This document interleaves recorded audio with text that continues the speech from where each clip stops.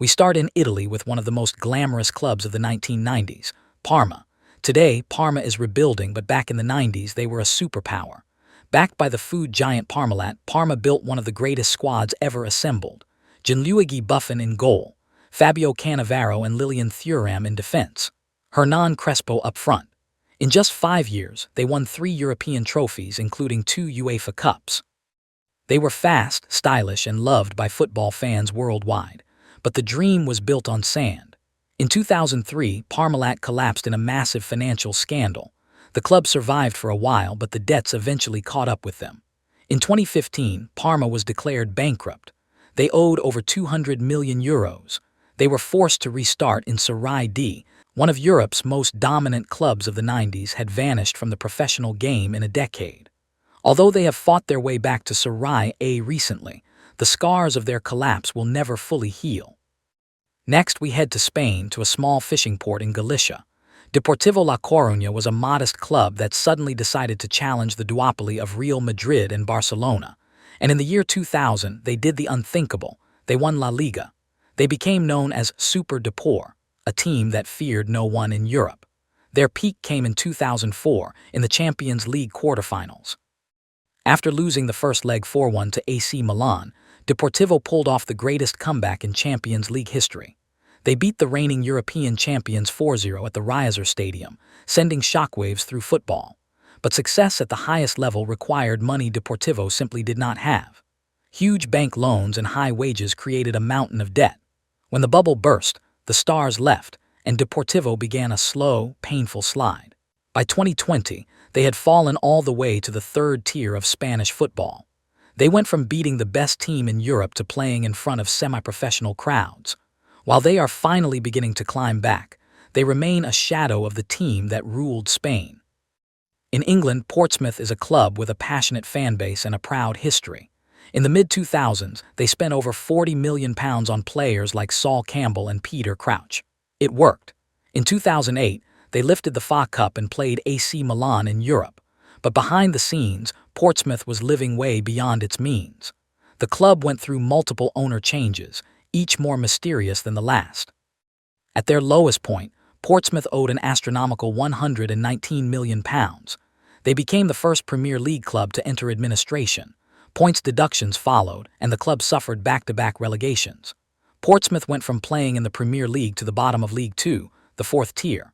It took a fan takeover to save the club from complete extinction. Today, they are stable and back in the championship. In 2010, Malaga CF thought they had hit the jackpot when a billionaire Qatari sheikh bought the club. He promised to turn Malaga into a global brand to rival Real Madrid. Millions were spent on world-class players and a world-class manager, Manuel Pellegrini. By 2013, Malaga was in the Champions League quarterfinals, seconds away from the semifinals. They were knocked out by Borussia Dortmund in a controversial match that broke the fans' hearts. But the real heartbreak was yet to come.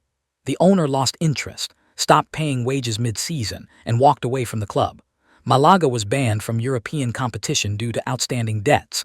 The collapse was swift.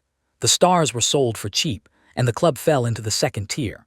Malaga collapsed financially almost overnight, landing in the third tier of Spanish football. The dream of a billionaire-funded empire ended with Malaga playing in the Spanish wilderness.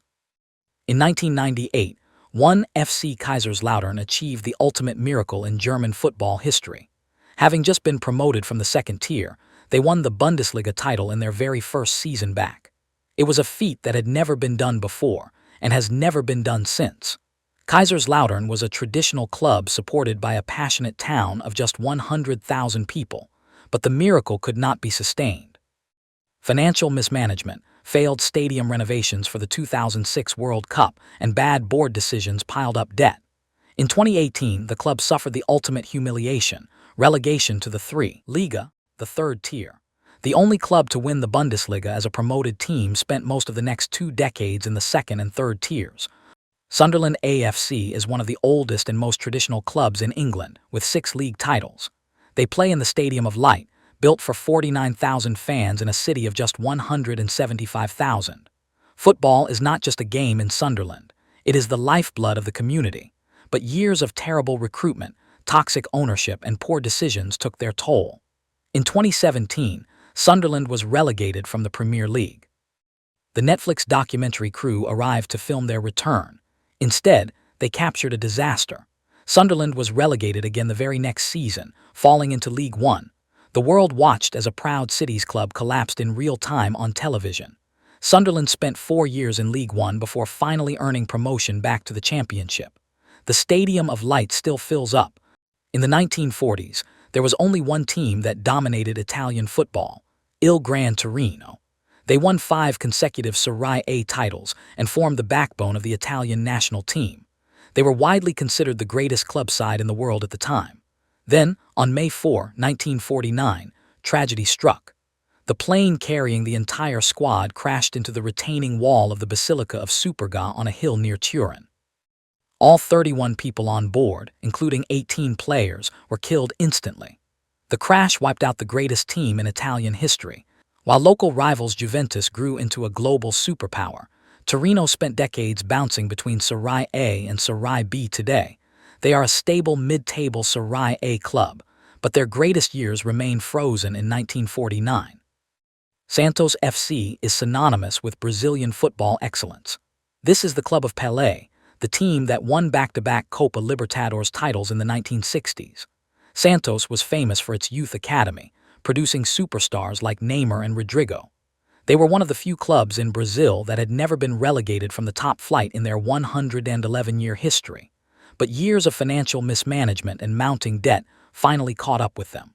In December 2023, after a disastrous season, Santos lost their final match and were relegated to Serie B. Fans rioted, cars were burned outside the stadium, and the city wept. Pelé's club, the symbol of Brazilian football royalty, had fallen into the second division. It was proof that no club, no matter how historic, is immune to relegation. In Switzerland, no club has dominated the domestic game like Grasshopper Club Zurich. They hold the record for the most Swiss league titles with 27 championships. They were the club that defined Swiss football, representing the country in the Champions League. But financial instability and internal boardroom conflicts crippled the club in the 2010s. In 2019, after a disastrous campaign, Grasshoppers were relegated to the second tier for the first time in 46 years. The relegation was met with fury from fans, who forced players to give up their shirts during a match. Although they have returned to the Swiss Super League, they are no longer the force they once were. The record holders are now fighting just to stay in the top flight. We end our list with a club that represents the very birth of professional football, Notts County. Founded in 1862, they are the world's oldest professional football club. They are so historic that back in 1903, they even gave Juventus their famous black and white stripes.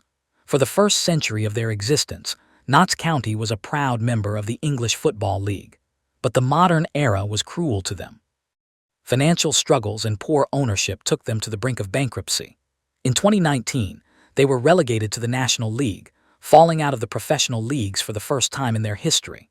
Thanks to passionate fan support and new ownership, they survived and are now back in League One. But their journey is a reminder of how fragile history can be in the modern game.